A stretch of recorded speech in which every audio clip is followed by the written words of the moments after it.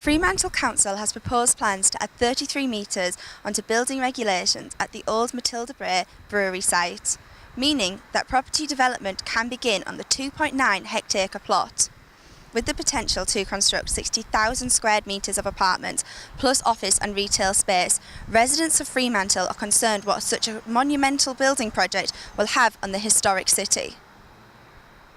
Well, these plans are for some very substantial buildings, large buildings.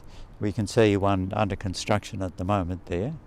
And the proposal is to have a number of others which would be placed between that one and the Matilda Bay Brewery, which you can see there. The council has undergone over previous month some public consultation which we actually believe was far too limited. So we've endeavoured to broaden the scale of it, and the council to date has been very cooperative in accommodating us trying to achieve that.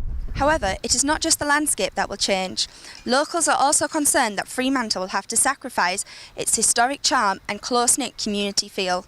There's always, whenever you build buildings that are taller, there is always going to be controversy, but we've been working very hard on making sure that we get good urban design so that these tall buildings actually become a part of the landscape that people like and not hate. So we've got an independent design advisory committee of architects who actually advise the council on making sure we get good urban design for these large buildings. Issues arising, of course, have to do with height and scale and overshadowing and things of that nature. But possibly more importantly, it's the impact on your community of nearly perhaps as much as doubling the population, with the consequent effects of increased traffic.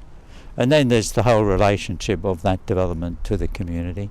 It could be exclusive if not managed well. It could be like a gated community where people didn't feel welcome. Critics have suggested that the motivation behind this project is to increase ratepays in Fremantle and make the city more economically viable. However, the council insists that this is just a coincidence. But actually the driving intent really is actually about good urban planning and realising that for every new unit that we have in one of these developments that's in higher density is one less house we need on the outer suburbs that's bulldozing some of the most biodiverse bushland in the world. Fremantle's always been evolving from its very early days to when it was very much an industrial port city. That evolution is important, and cities always have that choice. Do they want to evolve and change and with the times, or do they actually want to just become museum towns and ultimately die? And my sense is Fremantle can to actually keep its character and evolve and change at the same time and keep the best of both worlds. Because there are other sites in North Fremantle which could be developed. If this development sets a precedent, we want it to be a good precedent, which will be followed on other sites. However, if it isn't done well, it's obviously going to set a poor precedent, and we'll see more of the same in a few key spots. So the site in itself is important to discuss and get right, but it has broader implications.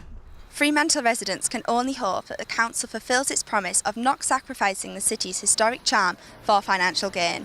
I'm Claudia Dent for Undercurrent.